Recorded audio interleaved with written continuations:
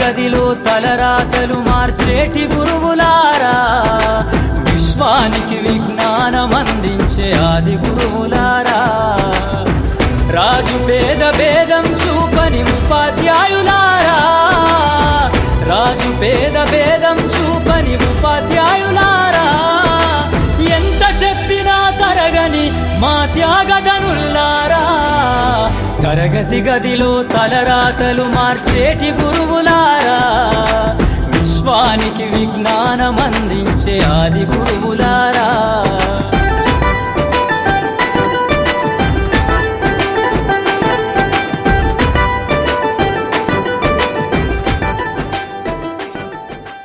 నమస్తే. Studio 18 news సగర్వంగా సమర్పిస్తున్నటువంటి అక్షర మహాయజ్ఞం గురుదేవోభవ కార్యక్రమానికి స్వాగతం. ప్రతిరోజు కూడా ఒక విశిష్టమైనటువంటి ఉపాధ్యాయుని పరిచయంతో మీ ముందుకు వస్తున్నటువంటి స్టూడియో 18 న్యూస్ ఈరోజు మరో విశిష్ట అతిథితో గురు శ్రేష్ఠగా పిలువబడేటువంటి ఒక వ్యక్తిని కూడా మీ ముందుకు తీసుకొచ్చేటువంటి ప్రయత్నాన్ని చేస్తోంది.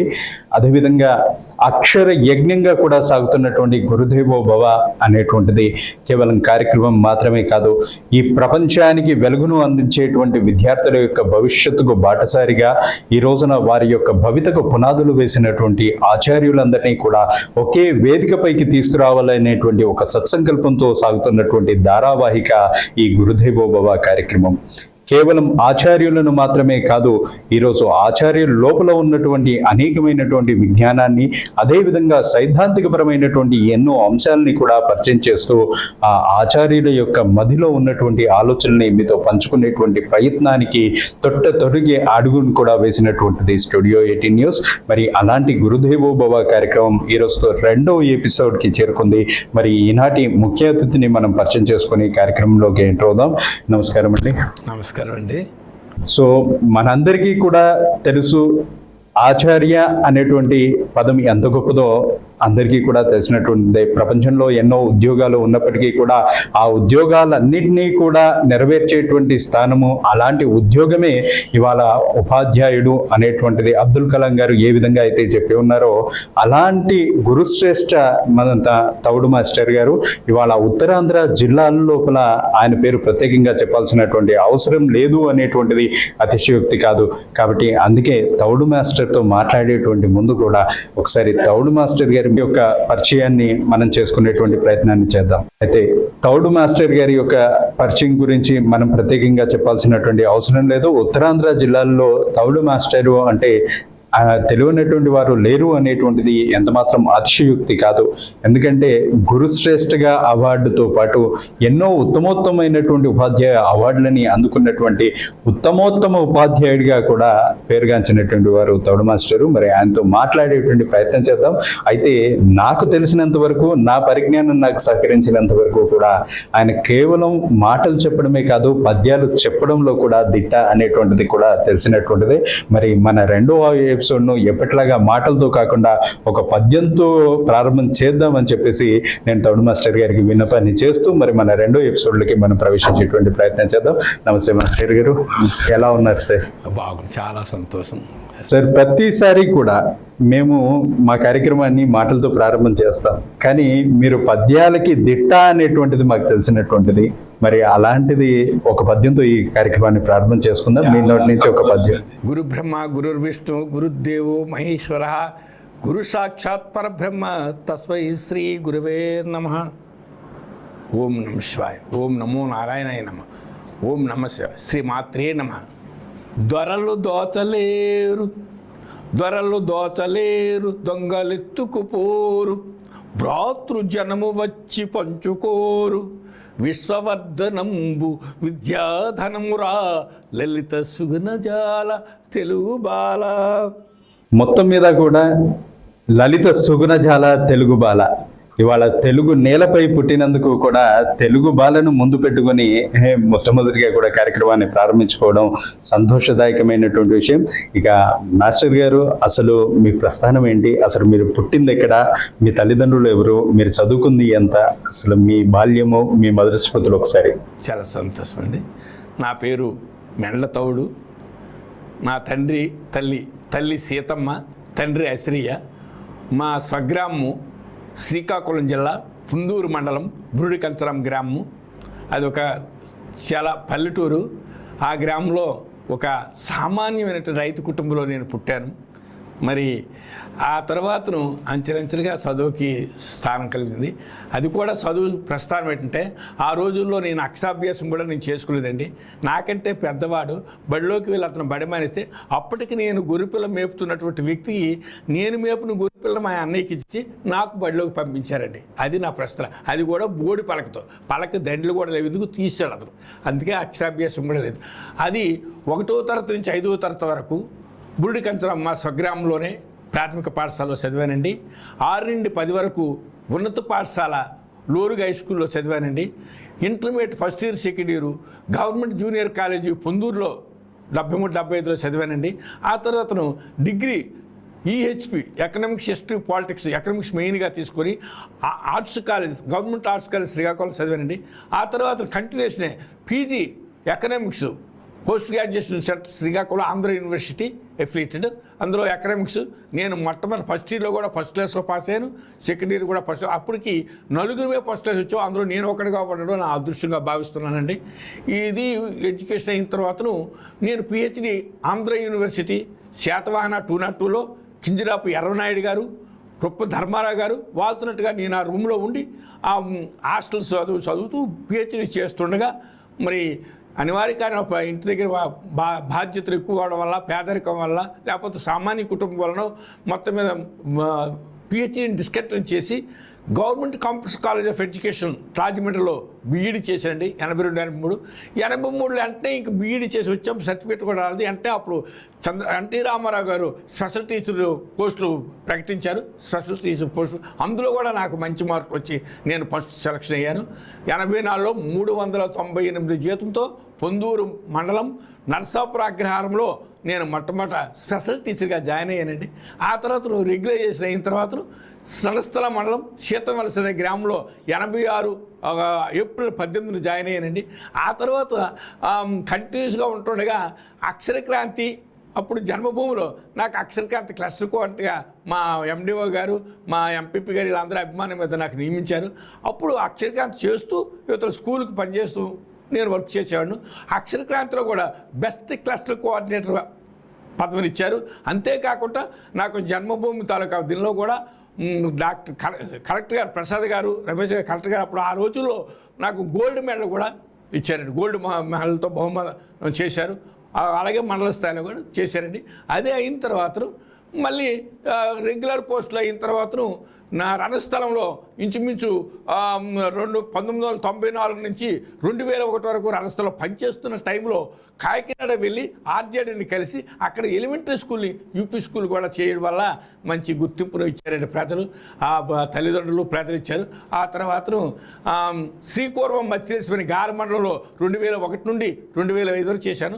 2005 నవంబర్ 7న ఎల్ఎఫ్ఎల్ ప్రమోషన్ లో female literacy primary school హెచ్ఎంగా promotion మీద మళ్ళీ రణస్థలం మనం 4వ గ్రామంలో పనిచేస్తుండగా మళ్ళీ బదిలీలో మళ్ళీ పొందూరు మండలం సింగూరులో 2009 నుంచి 2005 నుంచి 2009, 2011 వరకు సింగూరులో చేస్తుండగా మళ్ళీ బదిలీలు కలిగాయండి. ఆ బదిలీలో పొందూరు మళ్ళీ ఎందుకంటే పొందూరు వెళ్ళంటే నేను చదువుకున్నది ఇంటర్మీడియట్ పొందూరు, మా సొంత మండలం పొందూరు, మా గ్రామం పొందూరుకు ఆనుకున్నది కాబట్టి నేను పొందూరు కోరుకోవడం జరిగింది.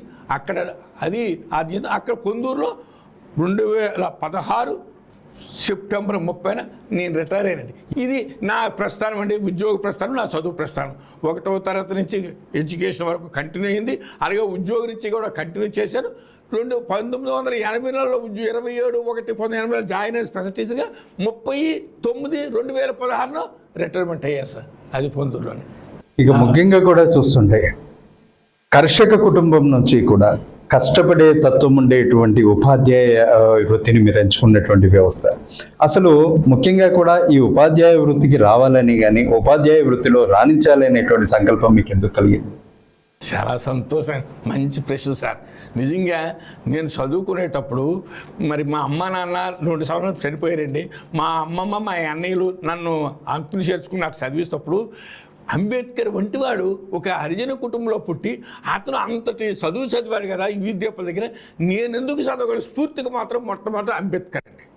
తర్వాత నాకు స్ఫూర్తి సావిత్రిబాయి పూలే అంటే. ఎందుకంటే ఒక స్త్రీ అయి ఉండి కొండల మీదకి వెళ్ళి చదువు రానేది భర్త చేత పూలే చేత చదువు నేర్చుకొని చదువులు చెప్పి ఆ అంతటి పేరు ప్రఖ్యాత సంపాదించుకున్నాడు.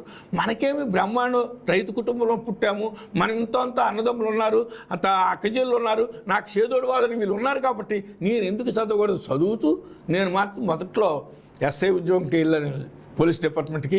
అక్కడ సెలెక్ట్ అయ్యాను. ఆ తర్వాతను స్టాటిస్టికల్ అసిస్టెంట్ సెలెక్ట్ అయ్యాను.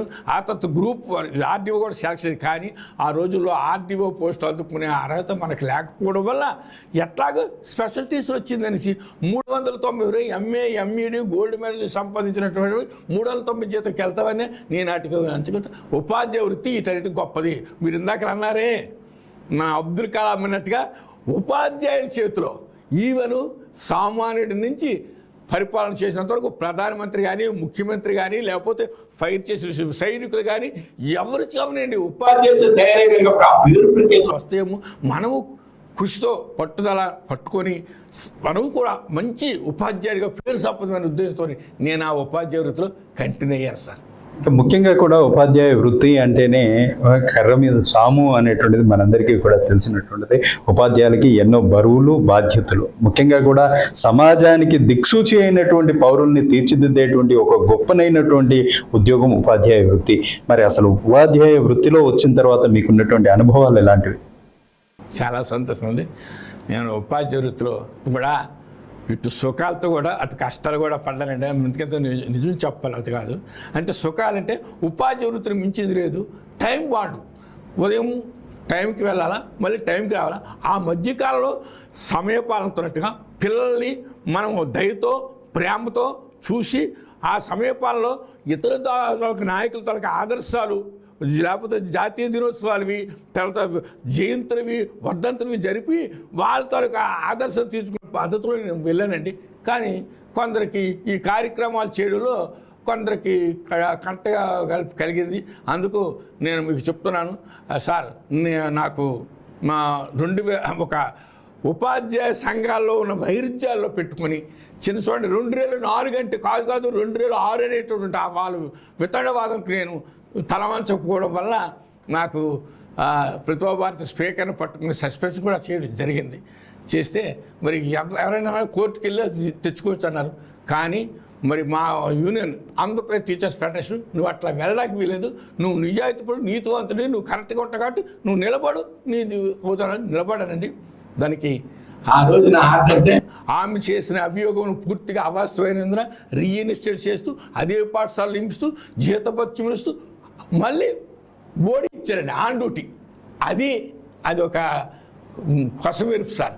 అంతే ఉపాధ్యాయ వృత్తి చేసిన జడవలసిన పని లేదు. నీతి నిజాయితీ ఉంటే మనం నిలబడితే స్పీకర్ కాదు కదా సీఎం అయినా మన తాలూకు నీతి నియమాలతోని మన వృత్తిని మనం సాధించుకోవచ్చని నిరూపణ జరిగింది సార్. అది నా కష్టం, అది జరిగింది.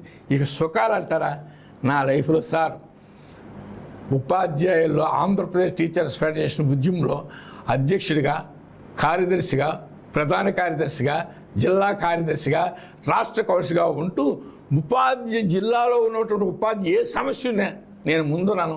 దానికి విజయవాడ సింగరాజు రామకృష్ణ గారు అక్కడ విజయవాడలో 1996లో మహాసభలు జరిగేటప్పుడు శబాష్ మెండా తౌడు శబాష్ అనే పేరును ఎందుకంటే అప్పుడు వీధులు అంటే తాగునీరు సాగునీరు అందించండోయ్ అంతం కాదిది ఆరంభం మాత్రమే.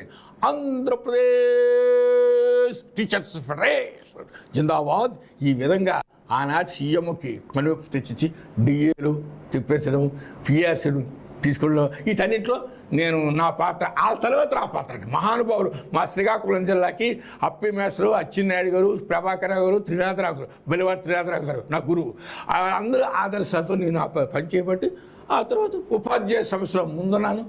ఈ ముందుంటుండగా ఈ పరిస్థితుల్లో నాకు ఎప్పుడైతే ఈ అవార్డులు వచ్చాయో మండల స్థాయిలో మండల ఉపాధ్యాయ, జిల్లా స్థాయిలో జిల్లా ఉపాధ్యాయ, రాష్ట్ర స్థాయిలో రాష్ట్ర ఉత్తమ ఉపాధ్యాయ అవార్డు సెప్టెంబర్ 5, 2013 ఇవన్నీ వచ్చిన తర్వాత మాకు రఘుమాందర్ రెడ్డి గారిని best teacher award association president గారు నన్ను అభిమానించి అందులో మళ్ళీ కార్యదర్శిగా తీసుకుని నన్ను తీసుకెళ్ళడం వల్ల నేను వీటిలో మంచి కొద్దిగా వర్క్ చేశాను. అదైనా అది అదృష్టం, మహానుభావులు నాకు ఇచ్చినటువంటి అవకాశం. మా సింగరాజు రామకృష్ణ కానీ మా మాస్టర్ అచ్చినాయుడు బలివర్తినాథుడు విశ్వాసం వాళ్ళ ఆశీస్సులే సార్. ముఖ్యంగా కూడా గురు శ్రేష్ఠతో పాటు అనేకమైనటువంటి అవార్డులు పొందినటువంటి పేరు. అసలు ఇక్కడ ముఖ్యంగా కూడా చూసుకుంటే ఉపాధ్యాయుల్ని పిలిచి అవార్డులు ఇచ్చేటువంటి సంస్థలు కానీ ఉపాధ్యాయుల్ని సత్కరించేటువంటి వ్యక్తులు కానీ చాలా తక్కువగా కూడా అరుదుగా కూడా కనబడేటువంటి పరిస్థితులు. మరి ఇలాంటి సందర్భంలో మీరు అందుకున్నటువంటి అవార్డులన్నీ, అసలు అవార్డులు ఏంటి అవి? చాలా సంతోషం. నేను కూడా మొదట సార్ నేను అనుకున్నాను, ఏమండి నేను ఉత్తముని అని ఉత్తమ ఉపాధ్యాయ అవార్డు ఇవ్వద్దనేసి నేను కొద్దిగా వాదనలో ఉండేవాడిని. ఆ బలివాడ మల్లేశ్వరరావు గారిని మాకు అప్పుడు డిఓ ప్లస్ సర్వశిక్షాభియాన్ అతను ఏమిటో తవుడు గారు, మీరు చేసినటువంటి ఇటు అక్షరకాంతిలో కానీ లేకపోతే సమాజంలో కానీ లేకపోతే ఉపాధి వృత్తిలో కానీ నీ సమయపాలు కానీ నీ బోధన విషయంలో కానీ ఉన్నా నువ్వు అప్లై చేయని అన్నారండి. అప్పుడు నేను అప్లై చేశానండి. అప్లై చేసిన తర్వాత రాష్ట్ర ఉత్తమ ఉపాధ్యాయ అవార్డు ఇచ్చిన మొదటి నుంచి ఇక మీరు చెప్తున్నారు సార్, ఇటు ప్రభుత్వం ద్వారా, అటు స్వచ్ఛంద సంస్థల ద్వారా, అటు లయన్స్ క్లబ్, అటు రెడ్ క్రాస్, అటు గ్రామ ప్రజలు, అటు విద్యార్థులు, వీళ్ళందరి చేత కూడా నేను అవార్డులు సంపాదించానండి. అది నా అదృష్టంగా భావిస్తున్నాను. మేము ఒక్కొక్కటి చెప్తున్నాను. అంటే మొట్టమొదట రణస్థలం మండలంలో మండల స్థాయి ఉత్తమ ఉపాధ్యాయ అవార్డు సంపాదించేటప్పుడు ఆ మండల స్థాయిలో ఎండిఓ గారు, ఎంపీపీ గారు అందరూ కలిపి ఆ కలెక్టర్ గారు, ప్రసాద్ కలెక్టర్ గారు రప్పించి నాకు గోల్డ్ మెడల్ ఇచ్చేసి నన్ను సత్కరించారండి. అది ప్రారంభం. అది అయిన తర్వాత మళ్ళీ శ్రీకాకుళం జిల్లాలో విద్యా వైజ్ఞానిక మహాసభలు 2004 డిసెంబరు 2004 ఆ 4-5-6 జరిగాయండి. అప్పటికి బలివాడ మల్లేశ్వరరావు గారు DO come Sarva Shiksha Abhiyan project of PO గారు. ఆ టైంలో నేను శ్రీకాకుళం మధ్యదేశంలో యూపీ స్కూల్లో పనిచేస్తుండగా మాకు మణిమాల మేడం గారు, సుందర మేడం గారు, ఇద్దరు madam MCom BEd, MSc BEd, MSc MEd వాళ్ళు కూడా ఇవన్నీ తయారు చేసి నేను తీసుకుని వీళ్ళు సబ్మిట్ చేయడం వల్ల జిల్లాలోనే ప్రథముడిగా నిలిచామండి. అది కూడా ఒక అవార్డు కింద లెక్కండి. తర్వాత జిల్లా అవార్డు తర్వాత ఆ మల్లేశ్వరి గారి ప్రార్థనతో, బలివాడ మల్లేశ్వరి ప్రార్థనతో నేను రాష్ట్ర ఉత్తమ ఉపాధ్యాయ అవార్డుకి అప్లై చేశాను. రాష్ట్ర ఉత్తమ ఉపాధ్యాయ నాకు, మణిపోతు నాగేశ్వరికి, మా ఇద్దరికి మా జిల్లాలో రావడం జరిగింది. అది రాష్ట్ర స్థాయి. అది ఇక అక్కడి నుంచి స్వచ్ఛంద సంస్థలు సృజన art creations Hyderabad, Suryachandra art creations Hyderabad, ఇక్కడ గురుశాసించిన వైజాగ్, అలాగే విజయవాడ గురుదేవోభవ అది.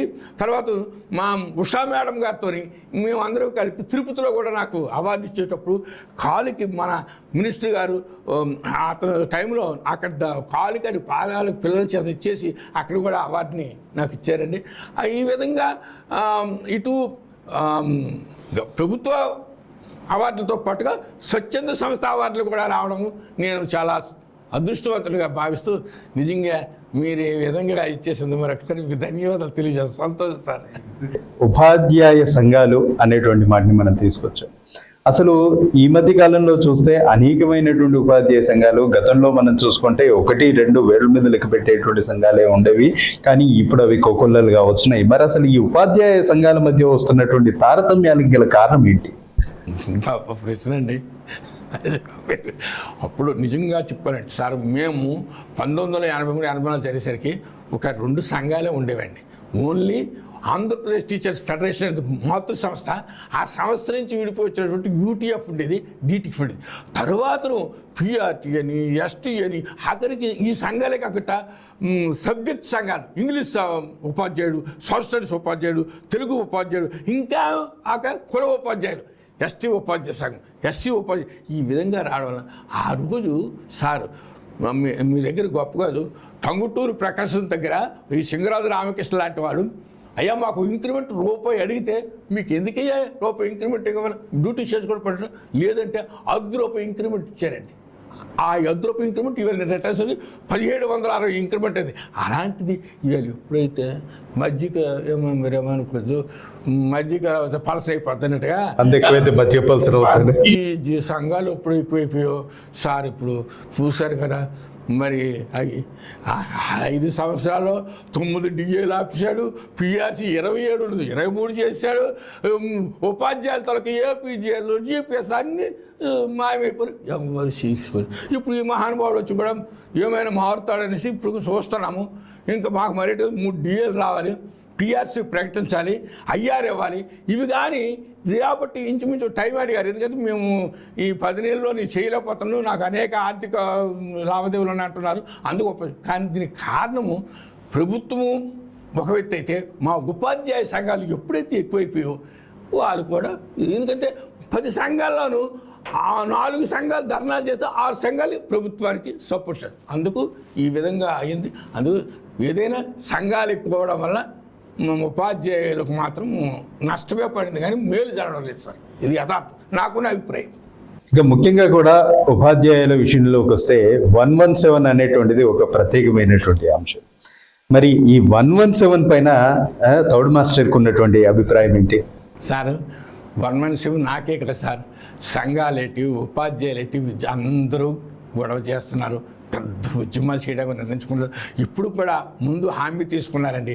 ఈ లోకేష్ గారు వచ్చిన వెంటనే నేను 117 నేను రద్దు చేస్తాను మీ ఉపాధ్యాయ అంత బరేట్ కాదు సార్. అవును సార్, 1 నుంచి 5 వరకు ఎలిమెంటరీ, 6 నుంచి 8 వరకు యూపీ, 6 నుంచి 10 వరకు 10th, ఇంటర్మీడియట్ వేరే కాలేజీ.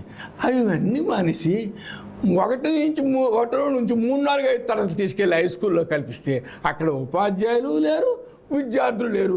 ఏమైంది? ఆఖరికి స్కూల్ అన్నీ మూతపడిపోయాయి. ఇంచుమించు 4,955 స్కూళ్ళు మూతపడ్డాయి సార్ ఈ 5 సంవత్సరాల్లోనూ. మరి ముందు మూతపడిపోతే ఇప్పటికే ప్రైవేటీకరణ అయిపోయింది విద్య. మనకందరికీ తెలిసిన నగ్న సత్యం. ఇంత విద్య ప్రైవేటీకరణ ఈ రోజులు కూడా ఇంకా 117 జీవోను పట్టుకొని ఈ ఉపాధ్యాయుల్ని తోడిసి పక్కకి తీసుకెళ్ళిపోయి అక్కడ చేసి విద్యార్థులు లేకుండా ఆ గ్రామంలో బడి లేకుండా అనకూడదు. కానీ నిజమైతే నేను వాళ్ళ ప్రేమ కట్టుకోవాలని ఎన్టీఆర్ వచ్చిన తర్వాత 1986 ఓబీ స్కీమ్ కింద మేము వెళ్ళేసరికి అన్ని పూరిపాకలు పడి పూరిపాకల స్కూల్ని పక్కా బిల్డింగ్లు చేస్తే ఈవేళ బిల్డింగ్లు వేస్ట్, పిల్లలు లేరు సార్, అక్కడ ఉపాధ్యాయులు లేరండి. అందుకు మేము 117 జీవోని రద్దు చేసి ఇప్పటికైనా మహానుభావుడు విద్యాశాఖ లోకేష్ గారు మేము రిక్వెస్ట్ చేసి ఉపాధ్యాయ వర్గం తరఫున చెప్తున్నాం. కొత్తగా ఇప్పుడు ఏ స్కూల్ ఆ ఊరికి మీరు చెప్పారు, కిలోమీటర్కి ఒక పాఠశాల అన్నారు, ఉంచండి. 3 కిలోమీటర్కి యూపీ స్కూల్ అన్నారు, ఉంచండి. 3 కిలోమీటర్లు దాటితే హై స్కూల్ అన్నారు. ఆ విధంగా చేసి ఉపాధ్యాయులు నియమించి మళ్ళీ ప్రభుత్వ విద్యని బలోపేతం చేయాలనుకోకుండా, లేకపోతే ప్రభుత్వ విద్య ఇదైపోతుందని నా అభిప్రాయం. ఇక ప్రభుత్వ విద్య అనేటువంటి ఒక మాట వచ్చినందుకు గతంలో పాఠశాల విద్యా విధానం అనేటువంటిది చెట్ల కింద బడి నుంచి మొదలు పెడితే మీరు పనిచేసినటువంటి ఉపాధ్యాయ వృత్తిగా అలాంటి పాఠశాల భవనాల వరకు ఒక వ్యక్తి అయితే, ఇప్పుడు వస్తున్నటువంటి కార్పొరేటెడ్ కల్చర్ పాఠశాలల్లో ఇప్పుడు మనం చూస్తున్నటువంటిది ఇవాళ దాంట్లో అనేకమైనటువంటి మార్కులతో కూడుకొని వస్తున్నటువంటిది. మరి దానిపైన ఉన్నటువంటి అభిప్రాయం ఏంటి? దాన్ని ఒప్పుకోవాలండి మేము కూడాను. ఒకప్పుడు మీరు అన్న గురువు అంటే తల్లి తండ్రి తర్వాత దైవంతో సమానం.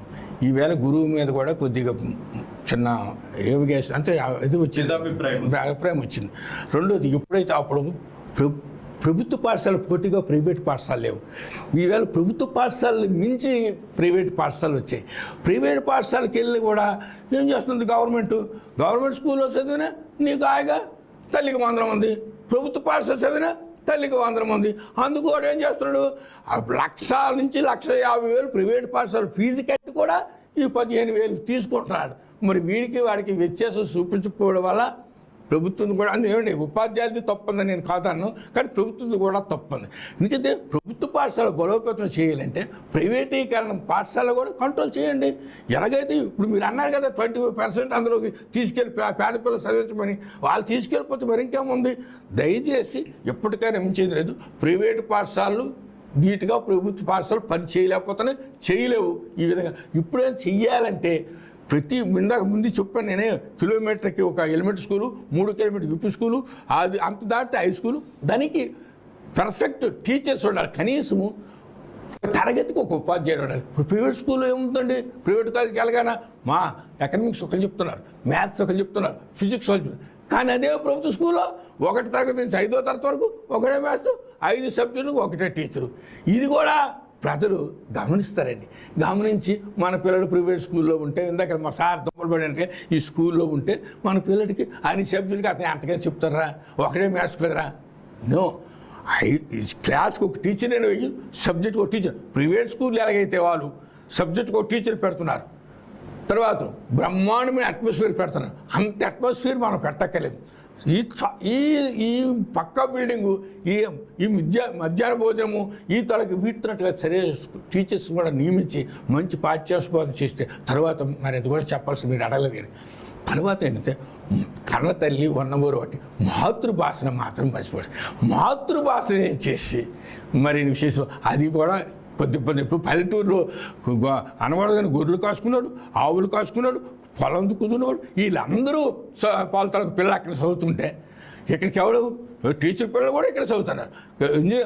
కార్పొరేట్ మొత్తం గట్టిగా మా సార్ లాంటి రియల్ ఎస్టేట్ వాళ్ళు లేకపోతే సార్ లాంటి అటువంటి వాళ్ళ పిల్లలు కొన్ని లక్షలు ఖర్చు పెట్టి చదివించిన వాళ్ళతో వాళ్ళు ఎప్పుడు కాంపిటేటివ్ డీజేవాళ్ళు అక్కడ. అందుకే మీరు దయచేసి ప్రభుత్వ పాఠశాల కూడా బలోపేతం చేయాలి అని చేయించండి అనేసి నేను ప్రభుత్వాన్ని కూడా మీ తరఫున కోరుకుంటున్నాను సార్.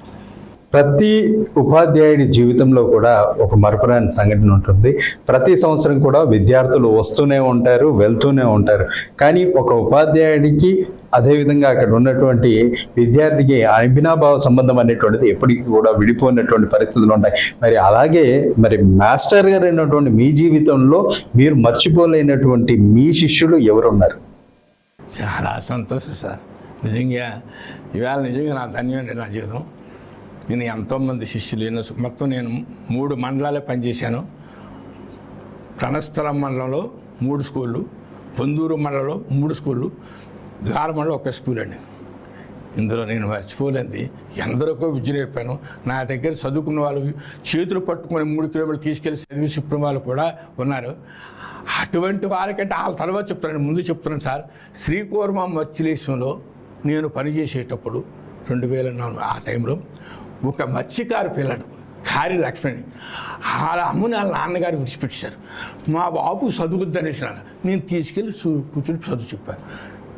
స్కూల్ ఫస్ట్ ఏ లెక్క ఇచ్చిన ఏ చేసి చేస్తాడు. అప్పుడు ఏం చేశానంటే మత్స్యకారుల తలక ఎగ్జామ్కి వాటికి కుర్రాడికి జిల్లా ఫస్ట్ వచ్చాడు. అమలాపురంలో జాయిన్ చేశాను. ఈవేళ అతని నేను మరుపురాని ఏంటంటే నేను పెద్దోళ్ళకి చెప్పవచ్చు, పట్నాకి చెప్పవచ్చు, కాపులకు చెప్పవచ్చు, బ్రాహ్మణులకు చెప్పవచ్చు. కానీ ఒక చేపల కుర్రవాడు కూడా చదువు చెప్పి తండ్రి లేనివాడు చెప్తే ఈవేళ ఇంజనీర్ అయ్యి పనిపించాలంటే అది ఒక మరుపురానికి అర్థంగా నేను భావిస్తున్నానండి. ఇంక రెండోది కూడా నేను సీతమ్మ సర్పంచ్ చేస్తాడు. కాపులు కుర్రాడు మీసాల భారతి, మీసాల వాసిని వాళ్ళు ఏరు పట్టుకుని తీసుకున్నాడు. ఈవేళ వాళ్ళు ఫారెన్లో జన్మ డాక్టర్లు అండి. మరి నా దగ్గర చదువుకున్న విద్యార్థులు డాక్టర్లు, ఇంజనీర్లు, టీచర్లు, కండక్టర్ నుంచి కలెక్టర్ వరకు అయినటువంటి వాళ్ళు ఉన్నారండి. అది నేను నా అదృష్టంగా మర్చిపోయినటువంటి ఘట్టంగా భావిస్తున్నాను. మరొకసారి మీకు ధన్యవాదాలు సార్. మాస్టర్ గారి యొక్క పర్సనల్ జీవితానికి వస్తే అసలు మీ వివాహం ఏంటి, మీ పిల్లలు ఏంటి, అసలు మీ వ్యవస్థ ఏంటి? చాలా సంతోషం సార్. ఇప్పుడు మీరు చెప్పాను, ఇందాక అన్నాను, ఆంధ్ర యూనివర్సిటీలో ఎర్రనాయుడు, నేను, రొప్ప ధర్మారావు ముగ్గురమే ఆంధ్ర యూనివర్సిటీలో రూమ్మేట్స్. నేను ఫస్ట్ ఇయర్ ఎకనామిక్స్లోనే ఫస్ట్ క్లాస్లో రావడం, సెకండ్ ఫస్ట్ క్లాస్లో రావడం, మెడల్ రావడం, తర్వాత ఏంటంటే పిహెచ్డి ఆన్ మెస్తా ఆంధ్ర యూనివర్సిటీలో చేస్తుండము. నా తలకాయని చూసి ఆ ఎర్రనాయుడు గారు మా బావగారు ఇద్దరు కలిపి వాళ్ళ ఊరు తీసుకెళ్ళారు సార్. కోటబొమ్మాలి మండలము జడ్జంగి హెజ్జే దొరగారు ఊరు. మా చిన్నమాయ 18 సార్లు ప్రెసిడెంట్. ఆ ఊరు యాక్చువల్గా ఆ పిల్లలు నాకు ఇస్తారు చేసుకుంటే నేను అనుకోలేదు. ఎందుకంటే మాది మధ్యతరగతి కుటుంబం, పురిళ్ళు, నేను మా అమ్మ నాన్న లేరు అనుకుంటే ఆ ఎర్రనాయుడు గారును ఇది ధర్మారావు గారు సిస్టర్స్ చూపించి అంతే ధర్మారావు చిల్లి చూపించి నాకు అప్పటికి ఆ అమ్మాయి ఇంటర్మీడియట్ చదువుతుంది. అంటే ధర్మాన ప్రసాద్ భార్య గజలక్ష్మి మా మిస్సెస్ క్లాస్మేట్స్. మా మిస్సెస్ కూడా ఇంటర్మీడియట్లో మంచి దీనిలో ర్యాంకులో పాస్ అయింది. అప్పుడు ఆ అమ్మాయిని నాకు ఇచ్చారండి జడ్జింగ్కి కోడబొమ్మలో. ఆమె పేరు ఊర్మిళ. ఆవిడని ఇచ్చారు. ఆవిడ వచ్చాక ఆవిడ బిఏ టీటీసీ చేసిందండి. ఆవిడ కూడా అప్పటికి ప్రైవేట్ స్కూల్లో డైలీ మరి గవర్నమెంట్ స్కూల్ పోస్టులు 96లో మళ్ళీ తీస్తారు. అంతవరకు ఖాళీగా ఉండమేమని ప్రైవేట్ చెప్తూ వెళ్ళాము. ఆవిడ సోషల్ చెప్పి 500, నేను సోషల్ చెప్పి 300, నా జీతం 300. ఈ జీతంతో ఇది అవుతాప్పుడు అలా మా కాలాన్ని గడుపుతున్నప్పుడు మా మిస్సెస్ ఊర్మిళాదేవికి 3 పిల్లలు ఊర్మిళేనండి. ఇగోండి సార్, ఇగోండి 3 పిల్లలు సుధాకర్ బాబు, వెంకటేష్ బాబు, హరీష్ బాబు. ఈ 3 పిల్లలు ఈ ఊర్మిళకండి. ఈవిడి నేను భార్య. ఈవిడ అనుకోకుండా సారు పచ్చగా వచ్చి ఉమ్ముటంగా అయినా ఊరినైనా అక్కడికి శ్రీకాకుళం తీసుకెళ్ళి దక్కలేదండి. అప్పుడు మళ్ళీ ఆ ఎర్రనాయుడు గారు వాళ్ళు చేసి అప్పటికి పిల్లలు 3 సంవత్సరాలు అండి, చిన్న పిల్లలు అనేసి వాళ్ళ చెల్లండి ఇంకో ప్రభ అండి, వాళ్ళ చెల్లిని మళ్ళీ ఆ ఎర్రనాయుడు గారు ఈ ధర్మారావు గారు మళ్ళీ ఆ ఇంట్లో దూర్తి తెలిసి ఈవిడ వచ్చాక నాకు అదృష్టం, ఈవిడ కూడా అదృష్టం. ఎందుకంటే ఈ పిల్లల్ని క్రమశిక్షణతో రాత్రి 10 వరకు వాళ్ళతో కూర్చొని చదివించింది, తెల్లవారు 4 లేచిపోయి చదివించింది. అది దానికి కారణం ఆవిడ. ఎందుకంటే నేను ఈ ఉపాధ్యాయ సమస్యల గురించి, పిఎఫ్ల గురించి, జీపీఎఫ్లు తిరిగిపోయాను, మనం ఏ టైంకి వెళ్తున్నామో తెలియదు, కానీ ఆవిడ మాత్రం సహకరించింది. అంటే ఈవిడ జన్మనిచ్చింది, ఈవిడ సార్థక చేసింది, అది నా అదృష్టం అండి. ఆ పిల్లలు పెద్దవాడు ఎంటెక్ గేట్ ర్యాంకరు, రెండోవాడు వెంకటేష్ బాబు ఐఐటి ర్యాంకర్ మద్రాసు, మూడోవాడు ఎంసెట్ అని, ఇలా ముగ్గురు ఇప్పుడు ఆల్రెడీ సెటిల్ సార్. పెద్దవాడు ఇంజనీరే, రెండోవాడు ఇంజనీరే, మూడోవాడు. కానీ రెండోవాడు ఇంజనీరింగ్ విడిచిపెట్టి సివిల్స్ ఇప్పుడు రాస్తున్నాడు, ఐఏఎస్ రాశాడు, నిన్న గ్రూప్ 2 రాశాడు, గ్రూప్ 1 రాశాడు, అన్ని ప్రిలిమినరీ అయిపోయి, గ్రూప్ 2 ప్రిలిమినరీ మేము 2 అయిపోయి మరి గ్రూప్ 1 అవుతుంది. ఈ ప్రస్థానంలో నా అదృష్టం, నా తాలూకు శిష్యులు కొన్ని వేల మంది చదివినా, కొన్ని వందల మంది తయారైనా, ఆ శిష్యులు తయారవడం నా పిల్లలు కూడా ప్రయోజకులు అవడం నేను అదృష్టంగా భావిస్తున్నానండి. ఇంకా ముఖ్యంగా కూడా అంటే మీరు ఇప్పుడే మా కంటికి కనబడినటువంటిది, మా దేవుడు మీరే మాస్టర్. అంటే ఉపాధ్యాయ వృత్తి అనేటువంటిది మీ లక్షణత అయితే, ఒక పుస్తకాన్ని రాయడం అనేటువంటిది మీ రెండో విలక్షణతగా కూడా మనం ఇక్కడ పరిచయం చేసుకోవచ్చు. అసలు మరి మీకు ఈ పుస్తకం రాయాలనేటువంటి ఆలోచన ఎందుకు వచ్చింది? అసలు దీన్ని రాయడానికి గల కారణం ఏంటి? చాలా సంతోషం. నేను మధ్యతరగతి కుటుంబం, ఏదో ఉపాధ్యాయ వృత్తి నిజంగా మా ఏరియాలో మీ దగ్గర గొప్ప బ్రాహ్మిన్స్, కర్ణాలు, వాళ్ళ తాలూకా వృత్తులు, ఉపాధ్యాయ వృత్తిలో వాళ్ళు నిష్ణాతులు. మీరు ఏమనండి, పట్నాయక్స్ కానీ, బ్రాహ్మణ్స్ కానీ, కోమట్లు కానీ, లేకపోతే కాలింగలు, మా వృత్తుల నుంచి ఉపాధి చదువుకున్న వాళ్ళు కష్టం, మేము మా క్యాస్ట్ తెచ్చుకోవాలండి. అలాంటి పరిస్థితులు నాకు ఉపాధ్యాయ వృత్తి వచ్చిందని నేను ఒక నిర్ణయానికి వచ్చాను. సమయపాలన, కృషి, పట్టుదల, విద్యార్థులకి నేను ఒక తల్లిలా కనిపించాలి అనే దృక్పథంతో బాధనలో కూడా నేను ఒకసారి బాధన చేస్తుండగా హైదరాబాద్ నుంచి ఒక విలేకరు వచ్చారండి. ఎవరు మల్లేశ్వరరావు వచ్చారు, గోడ పక్కన ఉన్నారు, నాకు తెలియదు, నేను పాఠ్యాంశోపాతం చేస్తున్నాను. చాలా రోజులు మాంసం దొరకక, చాలా రోజులు మాంసం దొరకక, డిలా పడింది ఒక నక్క, మకమతో పక్క కడుపుతో నకనకలాడిన ఆ నక్క, ఇరుకు తర్ర అని ఆలోచించక ఉరుకుతులోనకు దూరింది, పట్టబద్దలైపోయేటట్లుగా రొట్టెల మాంసం ఎక్కింది. పోయేదనుము అనుకొని లేచేసరికి పొట్ట అడ్డమైపోయింది. మళ్ళీ ఎప్పుడు రావాలా? నకనకలాడేటప్పుడు మళ్ళీ రావాలి, అంతే. ఆ పాఠ్యాంశం చెప్పేసరికి వాళ్ళు నా మీద ఒక గుడ్ విషయం. అప్పటి నుంచి నేను ఇచ్చేస్తే ఈ పుస్తకం రెడీ గారు, ఇప్పుడు ఈ పుస్తకం రాని కానంతే అప్పటికి ఇతను తెలుగు పండిట్ సార్ అతను మంచి ఎంఏ తెలుగు, మంచి కవి. మీరు నమ్మని, అతనికి senior most journalist come Telugu కవి. అతను మా స్కూల్కి వచ్చారు సార్. నేను మా స్కూల్లో నా అలవాటు జాతీయ దినోత్సవాలు, తర్వాత జయంతులు, వర్ధంతులు, తర్వాత పుస్తక పట్టణోత్సవాలు, మహిళా దినోత్సవాలు, తర్వాత తెలుగు భాషా దినోత్సవాలు, ఇవన్నీ జరుపుతున్నాను. ఇతను తెలుగు పండిట్ కదా, అతను ఆ భాషలో తౌడు మేస నేను వస్తానని చెప్పండి నాన్న, రండి. అది నేను ఎవరు పిలిచిన వస్తామంటే చాలా సంతోషించాను. వచ్చారు, తెలుగు భాష మీద ఉన్నారు. నేను కార్యక్రమం తెలుగు భాషా దినోత్సవాలు ఫిబ్రవరి జరుపుతున్నాను. చూశారు, తౌడు మేసారు, మీరేమనుకోవద్దు దయచేసి, మీ తాలూకు బయోగ్రఫీ నాకు ఇవ్వండి, నేను దానికి ఖర్చు. అప్పుడు ఈ వాండ్రింగ్ కొండలరావు గారు, ఈ నెయ్యిల ఉమా, ఇతను విశాల్, వీళ్ళిద్దరూ కలిపి నా బయోడేటా తీసుకెళ్ళారండి. 150 పేజీలు లాస్ట్కి ఎక్కడ సెర్చ్ చేశారండి, 68 పేజీలకి చేసి ఒక పైసా తీసుకునేదండి. ఇంచుమించు నేను బాగా చేసి అడిగానండి, 25,000 అంత అయ్యి ఉంటుందండి. ఇవాళ చిన్న పనికే మన డబ్బు అవుద్ది, అయితే తీసుకోలేదు సార్. అది అని ఇప్పుడు కూడా వాళ్ళ రుణ పడే ఉన్నాను. వాళ్ళ రుణాన్ని ఎలా తీర్చుకోలేని, ఎప్పుడు ఫంక్షన్స్, ఈ కార్యక్రమం నేను వెళ్ళి వాళ్ళకి ఎప్పటికీ పాదాబంధన అతనికి చేస్తుంటానండి. ఈ సార్కి కొండరావు సార్ అంతా వీళ్ళ తాలూకు స్ఫూర్తి, వీళ్ళ తాలూకు ప్రార్థనతోనే నన్ను అడిగి ఇంటర్వ్యూ చేశారు.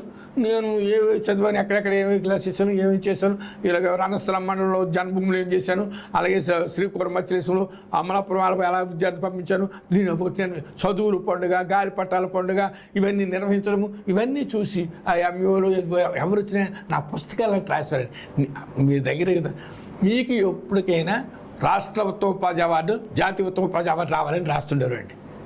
అవన్నీ చూసి ఈ మహానుభావుడు వాండ్రంగ పండరు వీళ్ళిద్దరు కలిపి ఈ పుస్తకం రచించిన కర్త కర్మ క్రియ వాండ్రంగ పండరు రాశారు. అదేండి.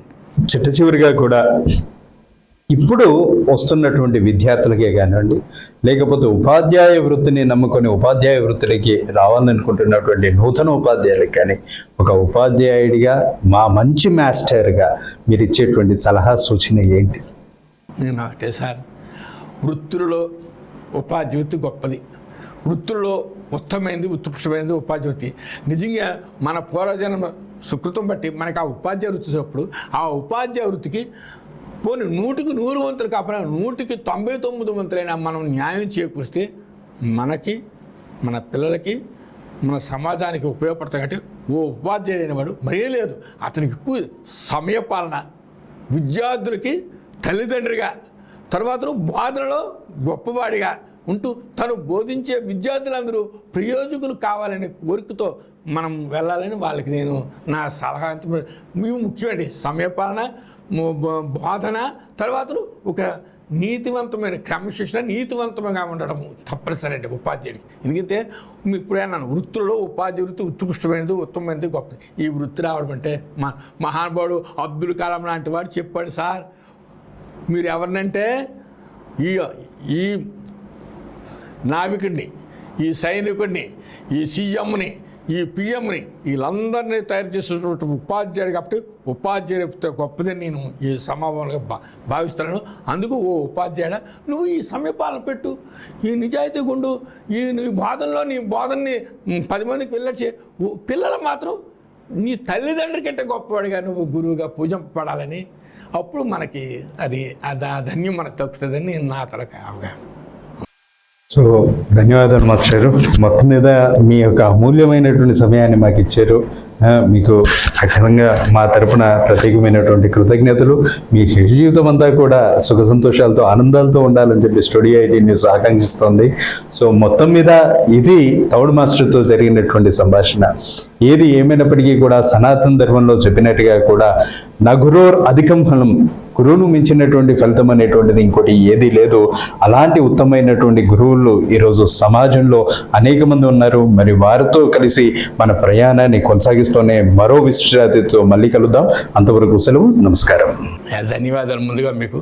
అయ్యా మీ తోటగా ఈ స్టూడియో 18 స్టూడియో డైరెక్టర్ గారికి, మరియు 18 స్టూడియో నిర్వహిస్తున్నటువంటి మిత్రులు శ్రీనివాసరావు, రాజు, నామిని, అసలుకి ఇక్కడికి నేను రావడానికి కర్త కర్మ క్రియమైనటువంటి మా సత్యనారాయణ పట్నాయక్ గారికి అందరికీ పేరున ధన్యవాదాలు తెలియజేస్తూ మరొకసారి స్టూడియోకి నా ధన్యవాదాలు.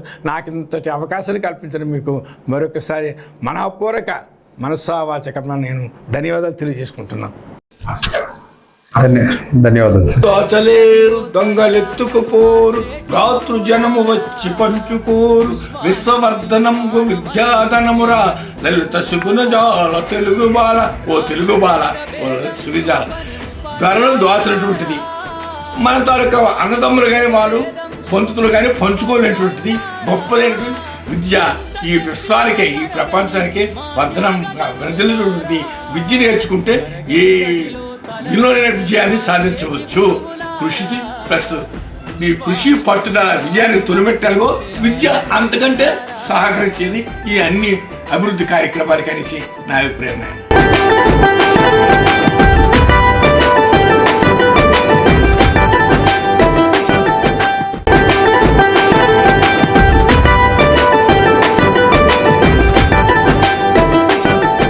ప్రగతి గదిలో తలరాతలు మార్చేటి గురువులారా, విశ్వానికి విజ్ఞానం అందించే ఆది గురువులారా, రాజు పేద భేదం చూపని ఉపాధ్యాయులారా, రాజు పేద భేదం చూపని ఉపాధ్యాయులారా, ఎంత చెప్పినా తరగని మా త్యాగధనుల్లారా.